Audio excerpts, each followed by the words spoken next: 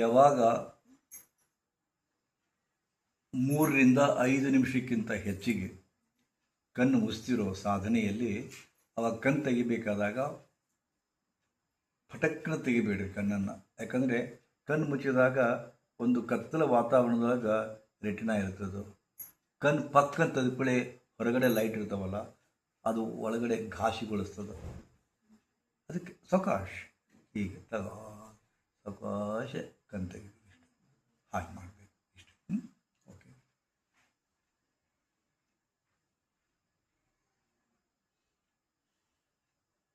ಈಗ ಮದುವೆ ಸೀಸನ್ ಅದು. ದಿನಾಲು ಮದುವೆ ಒಂದೆಲ್ಲ ಒಂದು ಮದುವೆ ಹತ್ತಿರ್ತದೆ. ಯಾಕಂದರೆ ಗುರುಗಳಾಗಿರ್ತೀವಲ್ಲ, ದಿನಾಲು 7-8 ಮದುವೆಗೆ ಆಹ್ವಾನ ಪತ್ರಿಕೆ ಬಂದಿರ್ತದೆ. ಒಂದು ಇಂಥ ಮದುವೆ ಹೋಗಿದ್ದೆ. ಈಗಂತೂ ಪ್ರತಿಯೊಂದು ಮದುವೆ ಇಷ್ಟು ಅದ್ದೂರಿ ಆಗುತ್ತೇವಲ್ರಿ, ಯಾರು ಸುದ್ದಿ. ಮನೆ ಕಟ್ಟೋದು ಅಷ್ಟೇ ಅದ್ದೂರಿ, ಏನು ಮಾಡ್ತಾರೆ. ಒಂದು ಬರ್ತ್ಡೇ ಮಾಡಿದ್ರೆ ಲಕ್ಷಗಟ್ಟಲೆ ಖರ್ಚು ಮಾಡ್ತಾರೆ. ಒಂದು ಮದುವೆ ಮಾಡಿದ್ರಪ್ಪ ಅಂದ್ರೆ 3-4 ಕೋಟಿ ರೂಪಾಯಿ ಖರ್ಚು ಮಾಡ್ತಾರೆ. ಬೆಂಗಳೂರೊಳಗೆ ಪ್ಯಾಲೇಸ್ ಗ್ರೌಂಡ್ನೊಳಗೆ 3-4 ಕೋಟಿ. ಒಬ್ಬರು ಸಿದ್ದರಾಮಯ್ಯಗೆ ಅತ್ಯಂತ ಆಪ್ತರವರು, ಒಬ್ಬ ಹೈಯರ್ ಆಫೀಸರ್ ಆಗಿ ರಿಟೈರ್ಮೆಂಟ್ ಆದವರು 7 ಕೋಟಿ ಖರ್ಚು ಮಾಡಿದ್ರು ಮದುವೆಗೆ. 7 ಕೋಟಿ. ಚಿನ್ನದ ಕೂಡ ಕೊಟ್ಟಿದ್ರು, ಅಳಿಯಾಗ ಚಿನ್ನದ ಬಂಗಾರದ ಕೂಡ.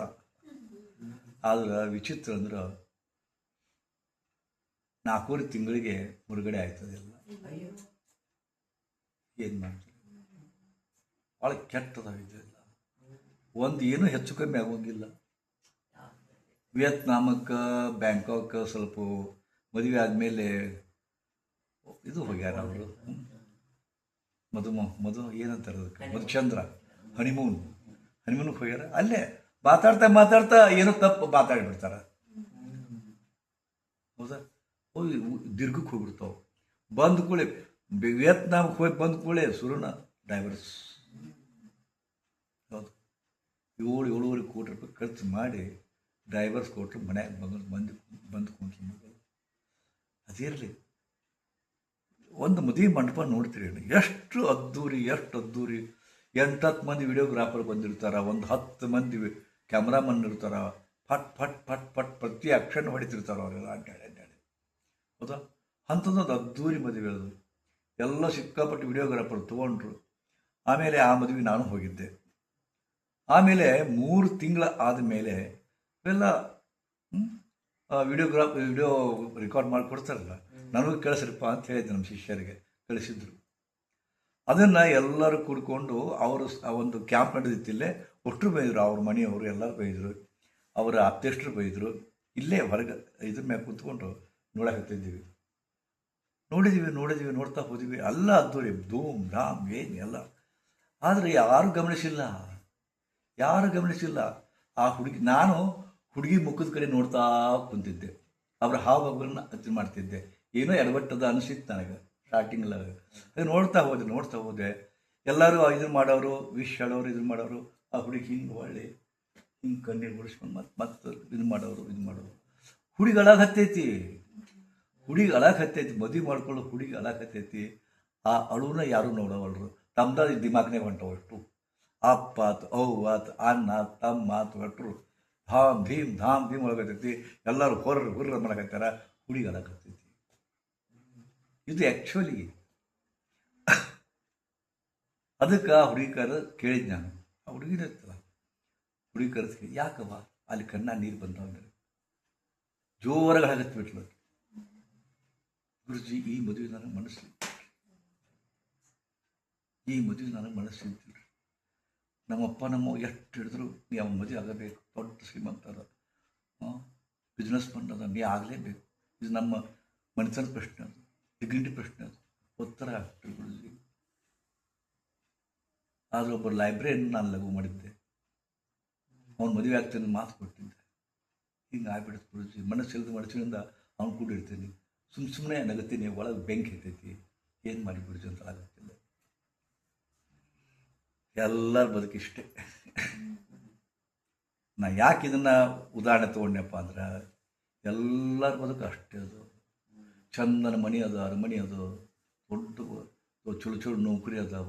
ಗಂಡ ದುಡ್ಡು ತಂದು ಹಾಕ್ತಾನೆ, ಮಕ್ಕಳು ದುಡ್ಡು ತಂದು ಹಾಕ್ತಾರೆ. ಎಲ್ಲ ಅದ, ಬಟ್ ಏನೋ ಕೊರತೆ, ಏನೋ ಒಳಗೆ ಅಳ್ತೈತಿ. ಜೀವ ಒಳಗೆ ಅಳ್ತೈತಿ. ನಿಮ್ಮ ಅಳು ಯಾರಿಗೆ ಕಾಣುವಲ್ತು. ಎಲ್ಲರೂ ತಿಳ್ಕೊಂಡ್ರೆ ಮಾಸ್ತ್ ಇವ್ರಿಗೇನು ಕಮ್ಮಿ, ಆರಾಮದ. 4 ತೊಲೆ ಬಂಗಾರ ಹಾಕೊಂಡಿರ್ತೀರಿ, ಚಲೋ ಸೀರೆ ಉಟ್ಟಿರ್ತೀರಿ, ಮಂದಿಗೆ ಅನ್ನಿಸ್ತದ ಚಲೋ ಅದಾರ ಅಂತಿಕೊಂಡು ಒಳಗೆ ಜೀವ ಒಳಗ್ತದೆ. ಎಲ್ಲರ ಬದುಕು ಏನಪ್ಪ ಅಂದ್ರೆ ಸರ್ಕಸ್ ನಂದು ಜೋಕರ್ ಇದ್ದಂಗೆ. ಬದುಕು ಹೆಂಗದ್ ಗೊತ್ತದೇನು? ಸರ್ಕಸ್ ನನ್ನ ಜೋಕರ್. ನಮ್ಮ ಮಂದಿ ಯಾಕೆ ನಾವು ಒಬ್ಬಾಕಿ ಬಸವನ ಬಾಗಿವಾಡಿ BAMS ಮಾಡ್ಯಾಳ. ಬರೀ ಯಾಕೆ ತಿಂಗಳು 4 ಲಕ್ಷ ರೂಪಾಯಿ ಗಳಿಸ್ತದೆ. BAMS 4 ಲಕ್ಷ. ಹೆರಿಗೆ ಒಳಗೆ ಪ್ರಸಿದ್ಧಿ ಆಕೆ. ಡೆಲಿವರಿ ಮಾಡಿಸ್ಕೊಳ್ಳೋಕೆ ಪ್ರಸಿದ್ಧಿ. 4-5 ಲಕ್ಷ ಇಲ್ಲದ ಮನೆ ಹೋಗ್ತಿದ್ದು ತಿಂಗಳ. ಗಂಡು ಬರವ ಎನಿಸ್ಕೊಂಡು ತೊಗೊಂಡು ಹೋಗವ 1 ರೂಪಾಯಿ. ಮತ್ತೆ ಆಕಿ ಗಂಡಗೆ ಕೇಳ್ಬೇಕು 10 ರೂಪಾಯಿಗೆ. 10 ರೂಪಾಯಿ ಗಂಡಗೆ ಮತ್ತೆ ಕೇಳ್ಬೇಕು. ಯಾಕಂದ್ರೆ ಹೊರಗೆ ಹೋಗ್ಬೇಕಾದ್ರೆ 15 ರೂಪಾಯಿ ಕೊಡ್ರಿ ಅಂತ ಕೇಳ್ಬೇಕು. ಅಷ್ಟೇ ಖರ್ಚು ಮಾಡ್ತೀವ ನಾವು. ಈಗಿಂದ ರೊಕ್ಕ ತಗೊಂಡು 1 ವರ್ಷ ಹೋತು, 2 ವರ್ಷ ಹೋತು, 3 ವರ್ಷ ಹೋತು. ಕಡೆಕ ಎಷ್ಟು ದಿವಸ ಸಹಿಸ್ಕೊಂತಾಳ ಪಾಪ. ನಮ್ಮ ಅತ್ಯಂತ ಆತ್ಮೀಯರು, ನಮ್ಮ ಸಮಾಜದವ್ರ ಕರೆ ಏನು ಮಾಡೋದು?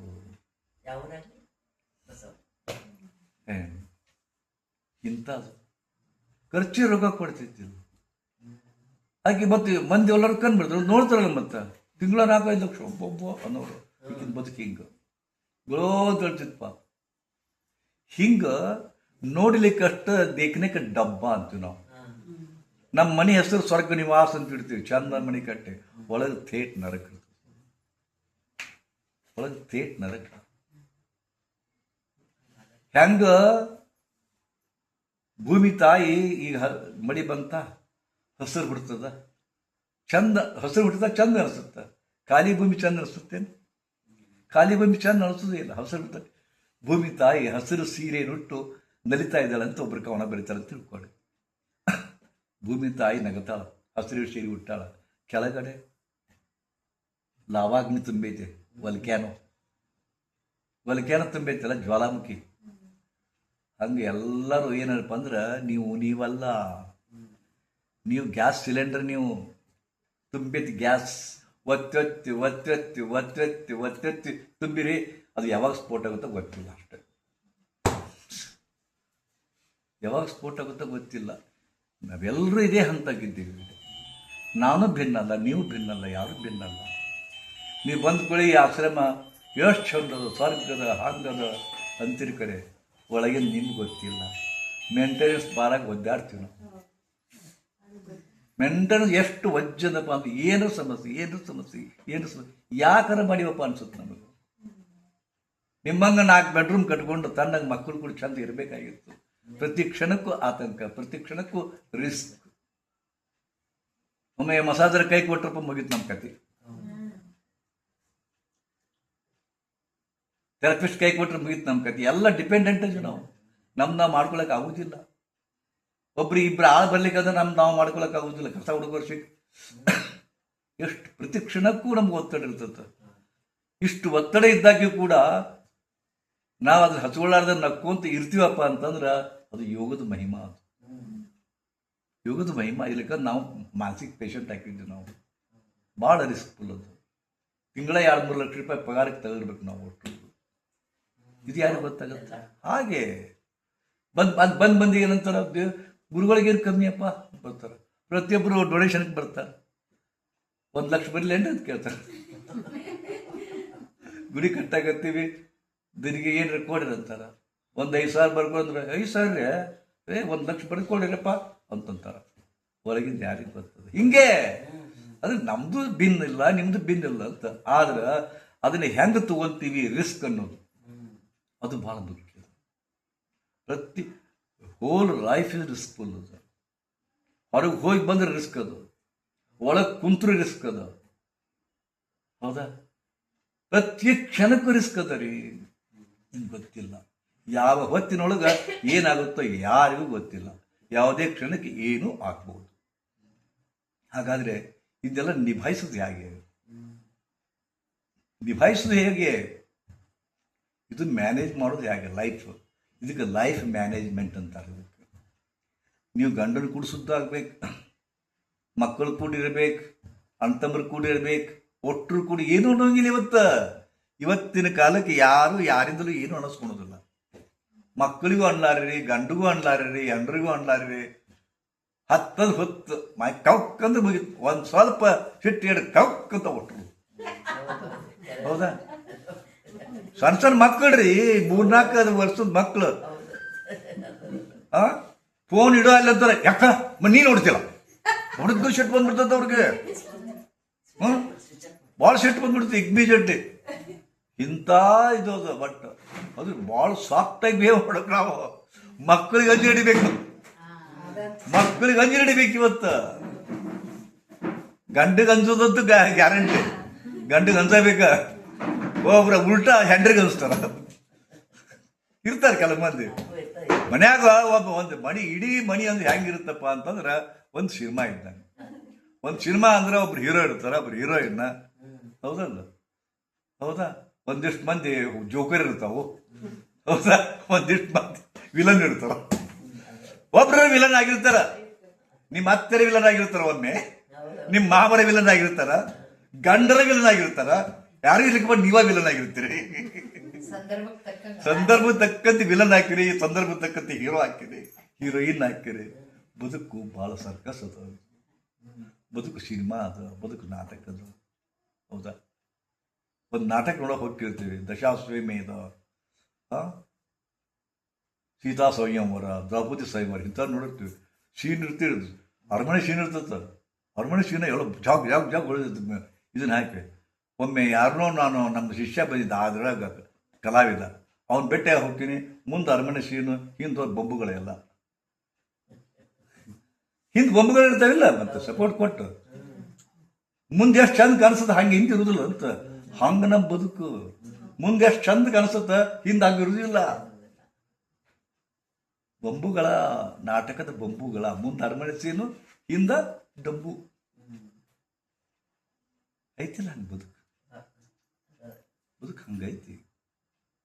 ಕ್ಷಣಕ್ಕೆ ಬದಲಾಗ್ತದ. ಮೂಸುಗಳಿ ಬದಲಾದಂಗ. ಇವತ್ತು ಖುಷಿ ಇದ್ರೆ ನಾಳೆಗೆ ದುಃಖ. ದುಃಖ ಇದಂತೆಗೊಂಡು ದುಃಖ ಪಡೋಂಗಿಲ್ಲ. ಮತ್ತೆ ಖುಷಿ, ಒಂದಿಷ್ಟು ದುಃಖ, ಒಂದಿಷ್ಟು ಖುಷಿ. ಕಬಿ ಖುಷಿ ಕಬಿ ಗಮ್. ಬದುಕು ಅನ್ನೋದು ಕಬಿ ಖುಷಿ ಕಬಿ ಗಮ್. ಅದಕ್ಕೆ ಈ ಬದುಕಿನೊಳಗ ಚಂದ ಇರಬೇಕಪ್ಪ ಅಂದ್ರೆ ಫಸ್ಟ್ ಥಿಂಗ್ ಅಂದ್ರೆ ನೀವು ಆರೋಗ್ಯವಾಗಿರ್ಬೇಕು. ಮೊಟ್ಟ ಫಸ್ಟ್ ನಿಮ್ಮ ಆರೋಗ್ಯ. ಹೇಳಿಲ್ಲ, ಎಲ್ಲ ಅದ. ಅರಮನೆ ಅಂತ ಮನಿ ಅದ, ಕಾಳದವ, ರೊಕ್ಕದ, ರೂಪಾಯಿ ಅದ, ಎಲ್ಲ ಅದ. ಹೇಳ್ತಿದಾರ, ಮಕ್ಕಳದಾರ. ನೀವ ಮಕ್ಕೊಂಡ್ಬಿಟ್ಟಿರಿ. ತೊಗೊಂಡು ಏನು ಮಾಡ್ತೀರಿ? ಕಾಳ ತೊಗೊಂಡು ಏನು ಮಾಡ್ತೀರಿ? ಲೇ ತಮ್ಮ, ಇವ್ರ ಪಟ್ಟಿ ಕೊಡ್ಲಿ ಅಪ್ಪ, ಎಷ್ಟೊತ್ತು ಹೇಳ್ತೀನ್ರಲೇ.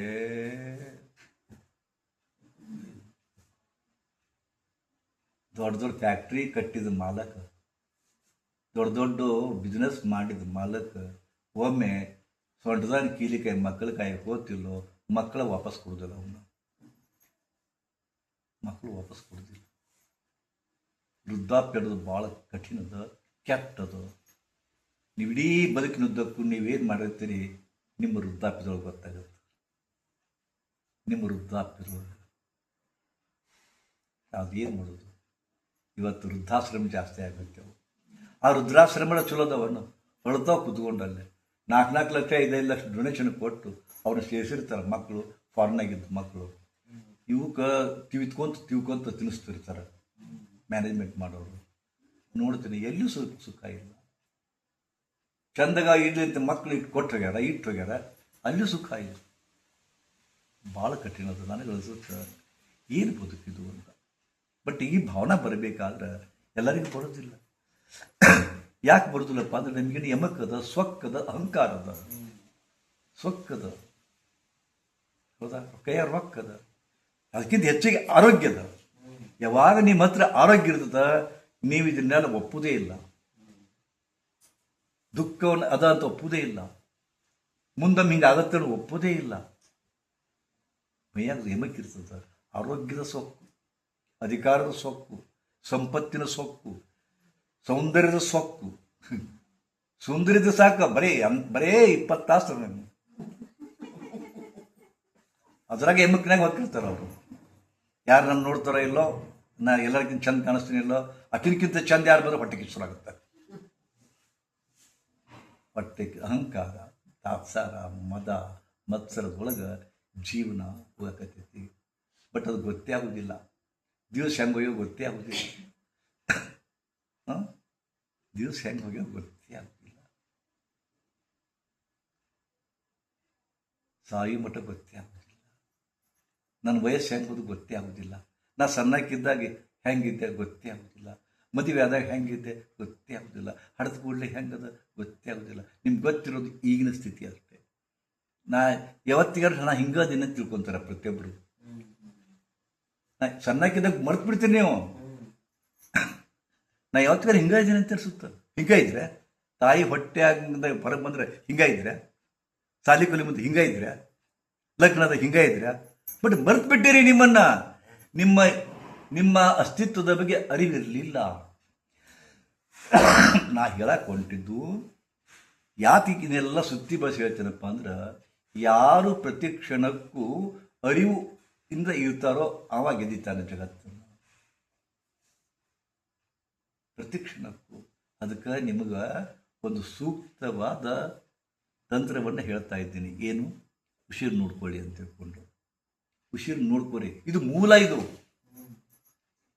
ಯಾಕಂದ್ರೆ ಉಸಿರೇ ಮುಖ್ಯ. ಉಸಿರೇ ಜೀವ, ಉಸಿರೇ ಜೀವಾಳ, ಉಸಿರೇ ಬದುಕು, ಉಸಿರೇ ಬ್ರಹ್ಮ ವಿಷ್ಣು ಮಹೇಶ, ಉಸಿರೇ ಸೃಷ್ಟಿ ಸ್ಥಿತಿ ಅಂತ್ಯ, ಉಸಿರೇ ವರ್ತಮಾನ ಭವಿಷ್ಯತ್ತು ಭೂತ. ಉಸಿರು ಉಸಿರು ನಿಮ್ಗೆ ಗೊತ್ತಿರಲಿ. ಎಷ್ಟಾಗಿತ್ತು ಟೈಮ್? 8 ಗಂಟೆ ಆಗಿತ್ತು ಅಂತ ತಿಳ್ಕೊರಿ. 8 ಗಂಟೆ ಇವತ್ತು. ಇದು ದಿನಾಂಕ ಎಷ್ಟು ಇವತ್ತು? 3 ತಿಂಗಳ 3/7/2026. ಹೌದಲ್ಲ?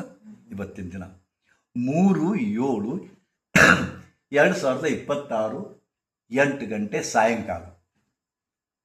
ಒಂದು ತಿಳ್ಕೋರಿ, ಇದು ನಿಮ್ಮ ಜನ್ಮದಾಗ ಮತ್ತೆ ಬರೋದಿಲ್ಲ. ಇದು 3ನೇ ತಾರೀಕು ಬರೋದಿಲ್ಲ, 7ನೇ ತಿಂಗಳು ಬರೋದಿಲ್ಲ, 2026 ಅಂತೂ ಬರೋದೇ ಇಲ್ಲ. 8 ಗಂಟೆ ಬರೋದಿಲ್ಲ. 8 ಗಂಟೆ 5 ನಿಮಿಷ ಆತಪ್ಪ ಅಂದ್ರೆ 8 ಗಂಟೆ ಭೂತಕಾಲ ಆಯಿತು. 8 ಗಂಟೆ ಭೂತಕಾಲ ಆಯಿತು. 8 ಗಂಟೆ 10 ನಿಮಿಷ ಭವಿಷ್ಯತ್ ಕಾಲ ಆಯಿತು. 8 ಗಂಟೆ ಮಾತ್ರ ವರ್ತಮಾನ. ನೀವು ವರ್ತಮಾನದಾಗ ಇರೋದು ಕಲಿಯೋದಿಲ್ಲ. ಬರೀ ಎಲ್ಲರೂ ಭೂತಕಾಲದಾಗಿದ್ದೀರಿ, ಭವಿಷ್ಯತ್ ಕಾಲದಾಗದಿರಿ.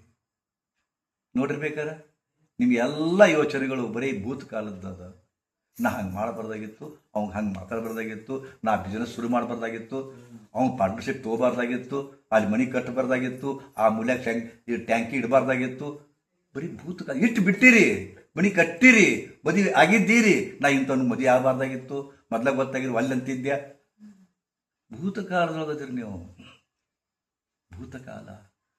ಭೂತ ಅಂದ್ರೇನು? ಸತ್ ಬಿಟ್ಟದದು. ಒನ್ಸ್ ಫಾರ್ ಆಲ್ ಸತ್ ಬಿಟ್ಟದ, ವಾಪಸ್ ಬರೋದಿಲ್ಲ. ಮತ್ತೆ ಭವಿಷ್ಯತ್ ಕಾಲ ಹುಟ್ಟೇ ಇಲ್ಲ. ಭವಿಷ್ಯತ್ ಕಾಲ ಹುಟ್ಟಿಲ್ಲ, ಭೂತಕಾಲ ಸತ್ತೈತಿ. ಇದು ಹೌದಾ? ಸತ್ತು ಹೋದ ನಿನ್ನೆಯ, ಹುಟ್ಟದಿರುವ ನಾಳೆಯ ನೆನೆಸ್ಕೊಂಡು ಇವತ್ತನ್ನು ಮರಿತಾ ಇದ್ದೀವಿ ಕ್ಷಣ ಕ್ಷಣಕ್ಕೂ. ಇವತ್ತು ಕೈ ತಟ್ಟಿ ಹೋಗ್ತಾ ಇದೆ. ಬಟ್ ನಮ್ಮ ನೆನಪು ಬರೀ ಭೂತಕಾಲದಾಗ, ನಮ್ಮ ನೆನಪು ಭವಿಷ್ಯತ್ ಕಾಲದಾಗ. ಇವತ್ತು ವರ್ತಮಾನದೊಳಗೆ ಇರಬೇಕು ನಾವು, ಕರೆ ವರ್ತಮಾನದಾಗ ಇರೋದಿಲ್ಲ. ಹಿಂಗೆ ಹೊಂಟದ ಜೀವನ. ಇದು ಬದುಕು ಅಲ್ಲ. ಹಿಂಗೆ ಮಾಡಕತ್ತಿರಲ್ಲ, ಇದು ಬದುಕು ಅಲ್ಲ. ಭೂತಕಾಲ ನೆನೆಸ್ಕೊಳ್ಬೇಡಿ. It is once for all dead. ಸತ್ತು ಬಿಟ್ಟೈತೆ, ಅದು ತೊಗೊಂಡು ಏನು ಮಾಡ್ತೀರಿ? ಸತ್ತದ ಹೊಳೆ ಬರುತ್ತೇನು? ನೀವು ಬರೇ ಸತ್ತದ ವಿಚಾರ ಮಾಡ್ತೀರಿ. ನೀವು ನಾವು ಮದುವೆ ಆಗಬಾರ್ದಾಗಿತ್ತು, ಆಗಿಬಿಟ್ಟಿರಲಿಲ್ಲ. ಮನೆ ಕಟ್ಟಬಾರ್ದಾಗಿತ್ತು, ಕಟ್ಟಿ ಬಿಟ್ಟಿರಲಿಲ್ಲ. ಏನು ಮಾಡಬಾರಿದ್ರಿ? ಇವಾಗ ಕುಡುಕದಾನ ಏನು ಮಾಡಬಲ್ಲರಿ? ಭಾಳ ಡೇಂಜರಸ್ ಅದ. ಈಗಿನ ಹುಡುಗರು ಜಿಹಾದಿಗೆ ಬಲಿ ಬೀಳೋದು ಬರೀ ವರ್ತಮಾನ ನೋಡಿ ಬದುಕನ್ನು ನಡೆಸ್ತಾರೆ ಕೆಲವು ಮಂದಿ. ಬರೀ ಕೆಲವು ಮಂದಿ ಭೂತಕಾಲ ನೋಡಿ ಬರೋದು. ವರ್ತಮಾನ ನೋಡಿ ಅಂದ್ರೆ ಇವತ್ತು ಅವನು ಲವ್ ಮಾಡ್ತಾನೆ, ಹೀಗೆ ಈಗಿನ ಹುಡುಗರಿಗೆ ಐ ಲವ್ ಯು ಅಂತ ಮುಗೀತು. ಐ ಲವ್ ಯು ಅಂತ ಒಂದು ಐಸ್ ಕ್ರೀಮ್ ತಿನ್ನಿಸಿ, ಒಂದು ಬೇಲ್ಪುರಿ ತಿನ್ನಿಸಿ ಹಿಂಗೆ ಕರ್ಕೊಂಡ್ಬಂದ್ರೆ I love you I love you ಹುಚ್ಚಿಡ್ತಿದೆ ಅವ್ರಿಗೆ. ಹೌದಾ? ಮನೆಗೆ ಬಂದು ಇಂಥವ್ನು ಲವ್ ಮಾಡ್ತೀನಿ ಅಂತಾರೆ.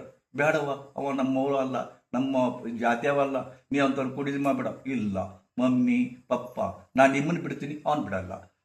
40 ವರ್ಷ 25 ವರ್ಷ ಸಾಕಿ ಸಲಹಿ ನಿಮ್ದು ತೊಗೊಂಡು ಬಾಯಿಗಿಟ್ಟು ಬೆಳೆಸಿದ ಮಕ್ಕಳು ನಿಮ್ಮನ್ನು ಬಿಡ್ತಾರೆ, ಅವನು ಬಿಡಲ್ಲ. 3 ತಿಂಗಳಾಗೈತೆ ಸೊಳ್ಳೆ ಮಗ ಬಂತು ಇವ್ರ ಬದುಕಿನಾಗ. 3 ತಿಂಗಳು ಇವರು ವರ್ತಮಾನ ನೋಡಿ ಸಾಯ್ತಾವ. ಭವಿಷ್ಯತ್ ನೋಡೋದಿಲ್ಲ. ನೋಡೋದಿಲ್ಲ. ಅವಾಗ ಭೂತನೂ ನೋಡೋದಿಲ್ಲ. ಅವನ ಭೂತ ಹೆಂಗಿತ್ತು, ಹಿಂದೆ ಅವ ಹೆಂಗಿದ್ದ, ಯಾರು ಕೂಡ ಇದು ಮಾಡ್ಯಾನ, ಯಾರು ಕೂಡ ನಾಟಕ ಮಾಡ್ಯಾನ, ಯಾರು ಕೂಡ ಹಿಂಗ ಕೈ ಕೊಟ್ಟು ಬಂದಾನ ನೋಡೋದೇ ಇಲ್ಲ. ಅವ್ರು ಬರೀ ವರ್ತಮಾನ ನೋಡ್ತಾರ. ನಿಮ್ಮಂಥವ್ರು ಬರೀ ಭೂತಕಾಲ ಭವಿಷ್ಯತ್ ಕಾಲ ನೋಡ್ತೀರಿ ನೀವು, ಗೊತ್ತಾ? ಸೊ ಎಲ್ಲವನ್ನೂ ಸಮಕಾಲ ನೋಡಬೇಕು. ಅದಕ್ಕೆ ತ್ರಿಕಾಲ ಜ್ಞಾನ ಇರಬೇಕು ಅಂತ. ಅವ್ರು ತ್ರಿಕಾಲ ಜ್ಞಾನಿ ಅಂತ ಯಾಕಂತಾರಪ್ಪ? ತ್ರಿಕಾಲ ಜ್ಞಾನಿ ಭೂತ ಭವಿಷ್ಯತ್ತು ವರ್ತಮಾನಗಳ ಬಗೆಗೆ ಮಾಹಿತಿ ಇರಬೇಕು. ಅವ ಆ ಬದುಕನ್ನು ನಡೆಸಬಲ್ಲವನಾಗಿದ್ದಾನೆ. ಆದ್ರೆ ಭಾಳ ನಾ ಹೇಳಿದಷ್ಟು ಸರಳ ಇಲ್ಲ. ನಾನು ಎಷ್ಟು ಈಜಿ ಮಾತಾಡ್ತೀನಲ್ಲ ಅಷ್ಟು ಸರಳ ಇಲ್ಲ ಜೀವನ. ಪ್ರತಿ ಕ್ಷಣಕ್ಕೂ ಮೈ ತುಂಬ ಎಚ್ಚರ ಇರಬೇಕು. ಯಾಕಂದರೆ ನಿಮ್ಗೆ ಇಡೀ ಬದುಕು ಬರ್ಬಾದಾಗುತ್ತೆ. ಕ್ಷಣಿಕ ಸುಖಕ್ಕಾಗಿ, ಒಂದು ರಾಂಗ್ ನಿರ್ಣಯಕ್ಕಾಗಿ ನಿಮ್ಮ ಬದುಕನ್ನು ಹಾಳು ಮಾಡ್ಕೊಳ್ತೀರಿ. ನಿಮ್ಮನ್ನು ಮುಗೀತು. ನಿಮ್ಮ ಮಕ್ಕಳಿಗಾಗಿ ನೀವು ವ್ಯಥೆ ಪಡಬೇಕಾಗಿದೆ. ನಿಮ್ಮ ಮಕ್ಕಳಿಗಾಗಿ ನಿಮ್ಮ ಜೀವನವನ್ನು ತ್ಯಾಗ ಮಾಡಬೇಕಾಗಿದೆ. ಆದ್ರೆ ಇಂಥ ಮಕ್ಕಳು ಇವತ್ತಿನ ನಾವು ನೋಡೋಕತ್ತಿರಲ್ಲ. ಮಕ್ಕಳು ಅಪ್ಪವನ್ನು ಬಿಡ್ತಾರ, ನಿನ್ನೆ ಮೊನ್ನೆ ಬಂದವನು ಬಿಡೋದಿಲ್ಲ. ಇದು ಆಗಬಾರ್ದು, ಹೌದಾ? ಸೊ ಇದು ಆಗಬಾರ್ದು ಅಂದರೆ ಏನು ಮಾಡಬೇಕು? ಒಂದು ಕ್ಷಣ ಕಣ್ಮುಚ್ಚಿ, ಒಂದು ಕ್ಷಣ ಕಣ್ಮುಚ್ಕೊಳ್ಳಿ. ಮುಂದೆ ಹೋಗೋಣ.